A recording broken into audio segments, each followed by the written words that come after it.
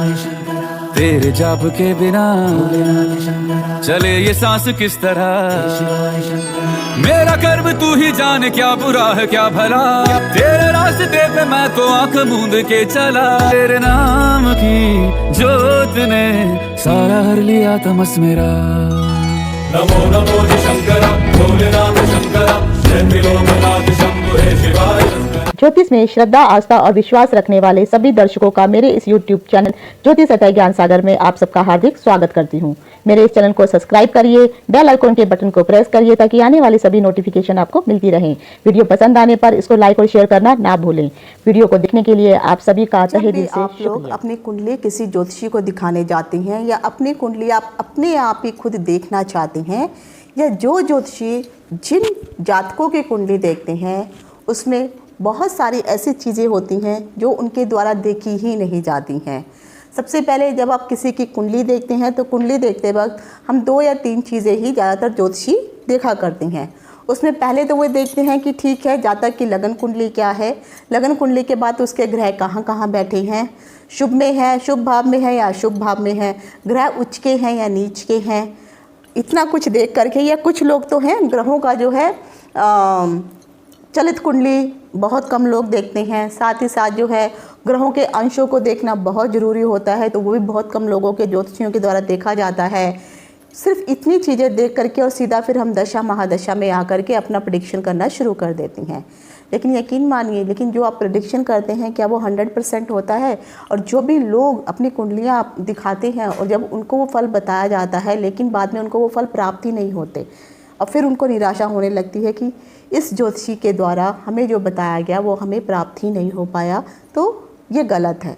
उसी तरह से आज कुंडली जब भी देखी जाती है तो उसमें बहुत सारे ऐसे पहलू होते हैं जो बहुत ज़रूरी होते हैं देखना, इन के भी अलावा। तो आज मैं आपको जो है एक ज्योतिष में बहुत बड़ा एक जो बहुत कम लोग हैं शायद ही इसको देखते हैं, जिसे कहते हैं कुंडली में हर्ष बल देखना। आखिर ये कुंडली में हर्ष बल देखना होता क्या है, वो देखा कैसे जाता है, कितने प्रकार का हर्ष बल होता है। और यकीन मानिए अगर आप ये देख करके चलेंगे तो आपकी जो भी प्रेडिक्शन होगी और जो नियम आप जो मैंने अभी बताए हैं इनके अलावा और भी बहुत सारे नियम होते हैं, उन नियमों के अनुसार जो है आप पूरी कुंडली का चार्ट बनाइए। कुंडली के जो है कुंडली में जो है राशि हो गया, होरा हो गया, दृष्टकांड हो गया, इस प्रकार से सभी चीज़ों को देखा जाता है, जिसमें से चतुर्मांश, षष्ठांश, सप्तांश, ये बहुत सारे ऐसे अंश होते हैं, तभी तो कुंडली के 12 भाग बनाए जाते हैं। इन सब चीज़ों को बहुत बारीकी से देखना बहुत ज़रूरी है। इसीलिए जब भी अगर आप देखते हैं टीवी पे जो लोग आते हैं प्रेडिक्शन करने के लिए, वो एक आप उनको क्वेश्चन पूछते हैं, कुछ सेकेंड में ही आपको आंसर दे देते हैं। लेकिन यकीन मानिए कुंडली देखना कोई आसान काम नहीं है। जो लोग 2 या 5 मिनट में कुंडली देख के आपको प्रेडिक्शन कर देते हैं, यकीन मानिए उनकी प्रेडिक्शन में उतनी क्लैरिटी और सच्चाई आपको मिल ही नहीं पाएगी और फिर आप धोखे के शिकार हो जाएंगे। तो आज के इस वीडियो में मैं आपको बताऊंगी कि कुंडली क्या क्या कैसे कैसे देखी जाती है और साथ में हर्ष बल देखना कितना ज़रूरी है। अगर आप ये सब चीज़ों को देखेंगे तो यकीन मानिए 100% आपका प्रेडिक्शन सटीक होगा। तो मैं डिम्पल शांडिल्या ज्योतिष सतह ज्ञान सागर के माध्यम से अपने सभी नए और पुराने दर्शकों का हार्दिक स्वागत करती हूँ। नमस्कार।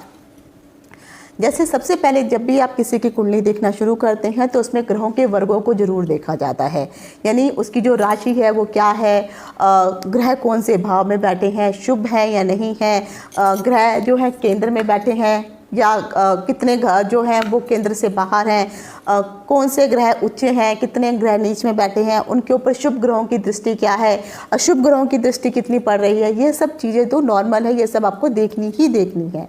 उसके बाद ग्रहों में जो है सबसे मेन चीज़ होती है, जब भी आप ग्रह देखते हैं तो उसके अनुसार जो है आपको जो है दृष्टकांड कुंडली देखनी चाहिए, चतुरांश कुंडली, पंचमास, छठमास, इस तरह से कुल मिलाकर के जो है 12 मास तक की कुंडलियाँ होती हैं। ये पूरे उनके अंशों को देखना बहुत ज़रूरी होता है। वर्गों के अनुसार कितने ग्रह जो हैं शुभ वर्ग में बैठे हैं, कितने अशुभ वर्ग में बैठे हैं। केंद्र को सर्वदा शुभ माना जाता है, ये ध्यान रखिए। उसके बाद केंद्र से सबसे ज़्यादा शुभ होता है त्रिकोण। त्रिकोण में बैठेगा, यानी यहाँ पर जो त्रिकोण जो होता है पहला, 5वां, 9वां, ये सबसे शुभ माना गया है। त्रिकोण में कितने ग्रह बैठे हुए हैं, शुभ ग्रह बैठे हैं या पाप ग्रह बैठे हैं, उन ग्रहों के ऊपर कितने शुभ ग्रहों की दृष्टि है, कितने अशुभ ग्रहों, क्रूर ग्रहों की दृष्टि है, ये सब देखना बहुत ज़रूरी है। जितने शुभ ग्रह बैठे होंगे उतना ही वो वाला भाव या वो वाला वर्ग बहुत अच्छा आपको फल देगा। 12 वर्गों में पूरे इस तरह की विस्तृत नॉलेज आपको लेनी चाहिए, उसके बाद ही जाकर के फिर आप कुंडली का विश्लेषण शुरू करिए। साथ ही साथ दूसरा एक विचार किया जाता है कुंडली में, जब आप ये सब देख लेंगे उसके बाद आता है पंचवर्गीय फल देखना। पंचवर्गीय फल के अंतर्गत जो है 5 प्रकार के बलों को बताया जाता है, जिसके अंतर्गत सबसे पहले आता है कि ग्रहों का उच्च बल क्या है, ग्रहों का ग्रह बल क्या है, हद बल क्या है, दृष्टांत बल क्या है और नवांश बल क्या है, ये देखना बहुत ज़रूरी है। जब आप ये भी देख लेंगे और अच्छे से उसकी आप कैलकुलेशन कर लेंगे तो इसके बाद कुंडली में आता है सबसे विशेष बल, जिसको कुंडली में एक विशेष बल के नज़रिए से देखा जाता है और इसको कहा जाता है हर्ष बल। हर्ष बल में हमेशा जो है ग्रहों के बारे में देखा जाता है कि कौन सा ग्रह किस जगह पर बैठा हुआ है। ग्रह ये आपको मालूम है 2 प्रकार के ग्रह होते हैं, एक होता है स्त्री कारक ग्रह और एक होता है पुरुष कारक ग्रह। तो स्त्री कारक ग्रह कौन सी जगह शुभ होंगे, पुरुष कारक ग्रह कौन सी जगह शुभ होंगे, और आखिर जातक की पैदाइश का समय क्या है, वो दिन में पैदा होता है तो कौन से ग्रह शुभ फल देते हैं, अगर वो रात्रि में पैदा होता है तो कौन से ग्रह शुभ फल देते हैं। ये सब चीज़ें जो हैं आपको हर्ष बल में देखने को मिलती हैं। तो हर्ष बल में अगर आप देखेंगे तो मैंने यहाँ पे एक कुंडली का चार्ट बना के रखा हुआ है। मैं किसी में कोई भी नंबर का प्रयोग नहीं कर रही हूँ, सिर्फ मैं आपको ग्रहों को बताऊंगी कि कौन से ग्रह कहाँ पर होते हैं, तो जाकर के वो आपको क्या फल देते हैं, और उस प्रकार से ही आपको अपना हर्ष बल ग्रहों का हर्ष बल देखना चाहिए। सबसे पहले जो है हर्ष बल के लिए जो है हमारा जो नवग्रहों में जो नवग्रहों के राजा होते हैं वो आ जाते हैं सूर्य। तो सूर्य के लिए जो है हमेशा ये है 9वां भाव। तो जो 9वां भाव है, 9वें भाव में सूर्य का होना, साथ ही साथ चंद्रमा का 3रे भाव में होना, मैं नंबर लिख देती हूँ,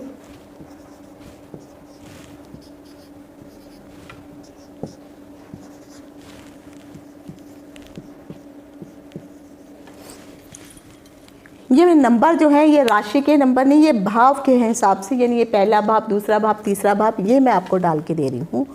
मंगल ग्रह का जो है 6ठे भाव में होना, मैं ग्रह भी साथ में लिख रही हूँ, और जो बुध ग्रह है इसका जो है 1म भाव में होना।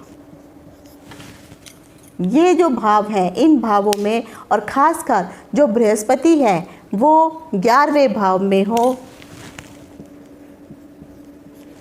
और शुक्र जो हो वो 5वें भाव में, और शनि का 12वें भाव में। याद रखिए, बुध पहले भाव में, चंद्रमा 3य भाव में, शुक्र 5म भाव में, मंगल 6ठे भाव में, सूर्य 9वें भाव में, बृहस्पति 11वें भाव में और शनि 12 भाव में। अगर ये सारे ग्रह यहाँ पर अगर आपको ग्रह कोई भी मिलते हैं, जो भी मैंने ग्रहों के नाम आपको डाले हैं, ये ग्रह अगर इस भाव में विराजमान हो तो ग्रहों को हर्ष बल प्राप्त होता है। यानी यहाँ पे ग्रह जो हैं इस भाव में रह करके हर्षित होते हैं, खुश होते हैं, इसलिए उनको हर्ष बल यहाँ पे प्राप्त होता है। दूसरा पॉइंट आता है कि हर्ष बल यदि कोई ग्रह स्वग्रही होता है, अपनी ही राशि में होता है या फिर अपनी उच्च राशि में होता है, तब भी ग्रह को हर्ष बल ही प्राप्त होता है। अभी मान लीजिए जैसे चंद्रमा की राशि जो है वो कर्क है, तो चंद्रमा अगर कर्क में आ जाता है, शुक्र जो है 12वीं राशि में या तुला राशि में 7म भाव में, यहाँ पे शुक्र अपनी राशि में आ गया। यानी जिस राशियों के जो भाव हैं, जैसे 3री और 6ठी राशि जो होती है वो बुध की होती है, तो बुध अगर पहले में यहाँ ना आकर के अपनी 3री और 6ठी राशि में भी आ जाता है, तब भी उसको हर्ष बल प्राप्त होगा। या फिर ग्रह जो है उच्च राशि में हो। अभी जैसे मैंने आपको बताया कि जो मीन राशि है, मीन राशि में जो है शुक्र उच्च के होते हैं। तो यही जो शुक्र है ये मीन राशि में अगर आ जाते हैं किसी भी भाव में, नॉट ओनली यही भाव में, किसी भी भाव में, लेकिन उच्च राशि में आ जाते हैं। गुरु कर्क राशि में उच्च के होते हैं तो वहाँ पर आ जाते हैं। शनि तुला राशि में उच्च के होते हैं तो वहाँ पर आ जाते हैं। तो यदि ग्रह अपने उच्च भाव में आ जाते हैं, उच्च राशि में आ जाते हैं, तब भी ग्रहों को हर्ष बल की प्राप्ति होती ही होती है। तो कुंडली में ये दूसरा पॉइंट जरूर नोट करिए। उसके बाद आ जाता है तीसरा पॉइंट। तीसरे पॉइंट में है क्या, जब जितने भी हमारे पुरुष कारक ग्रह हैं और स्त्री कारक ग्रह हैं, मैंने कहा 2 प्रकार के ग्रह होते हैं। पहले तो सबसे पहले आप नोट करिए कि पुरुष कारक ग्रह कौन से हैं।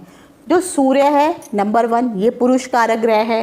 मंगल, ये भी पुरुष कारक ग्रह है। और बृहस्पति, ये भी पुरुष कारक ग्रह है। सूर्य, मंगल, बृहस्पति, ये जो है ये पुरुष कारक ग्रह हैं।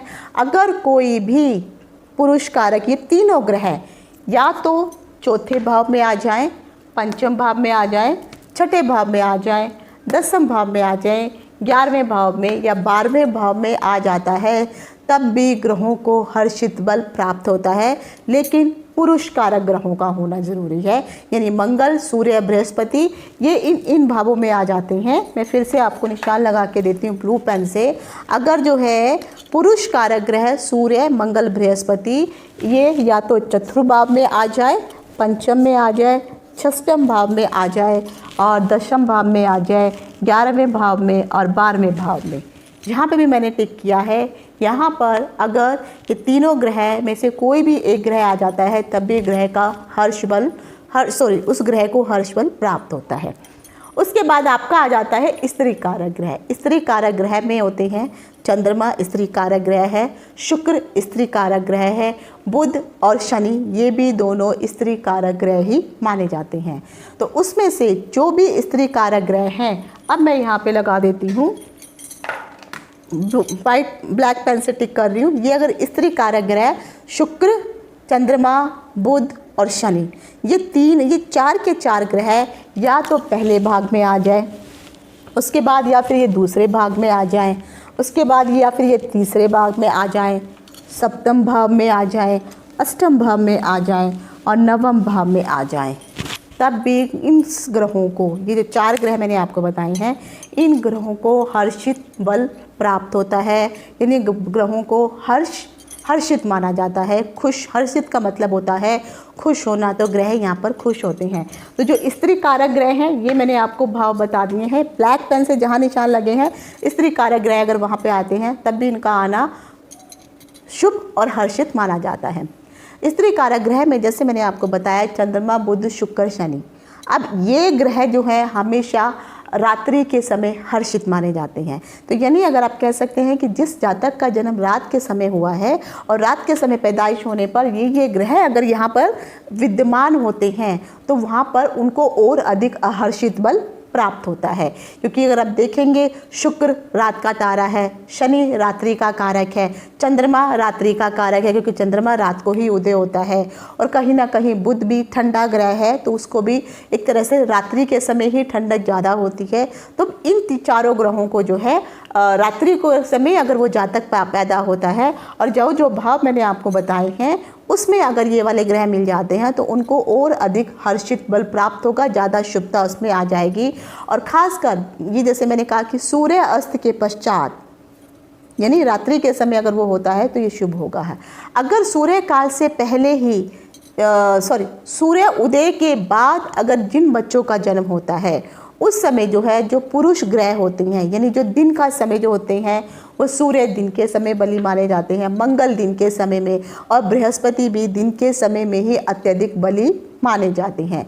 तो अगर इन बच्चों का जन्म जो है दिन के समय में हुआ है और जो भाव मैंने बताए हैं उस भाव में पुरुष राशियां आ जाती हैं तो उस जगह पर उन ग्रहों को और अधिक अच्छा हर्षित बल माना जाएगा और वो ग्रह और अधिक शुभ फल प्रदान करने की वहाँ पे चेष्टा करते ही करते हैं। तो ये चीज़ देखना जरूरी है। यदि कोई अब आ जाता है अगला पॉइंट कि यदि कोई जो चारों मैंने अगर आपको ग्रह बताए हैं ये यहाँ पर नहीं भी होते हैं, अगर ये चारों ग्रह यहाँ पर होते हैं लेकिन अगर मान लीजिए वही जातक जो मैंने कहा जो सूर्योदय के बाद जो है मंगल, सूर्य और बृहस्पति ये दिन के कारक होते हैं, तो अगर ये वाले ग्रह जिस जिस भाव में मैंने बताया उस भाव में अगर ये ग्रह विराजमान है, लेकिन अगर जातक जो है दिन की जगह रात्रि में भी पैदा होता है, तब भी यकीन मानिए ग्रहों को हर्षित बल मिलेगा। लेकिन जितना अच्छा हर्षित बल उसको दिन के समय मिलेगा, उतना अच्छा हर्षित बल जो पावर जो उनकी खुशी होने की जो पावर है वो उतनी ज़्यादा उनको रात्रि में नहीं होगी। लेकिन क्योंकि वहाँ पर वो विराजमान है तो वो वहाँ का शुभता का फल वो अवश्य देंगे ज़रूर, ये यकीन मान के चलिए।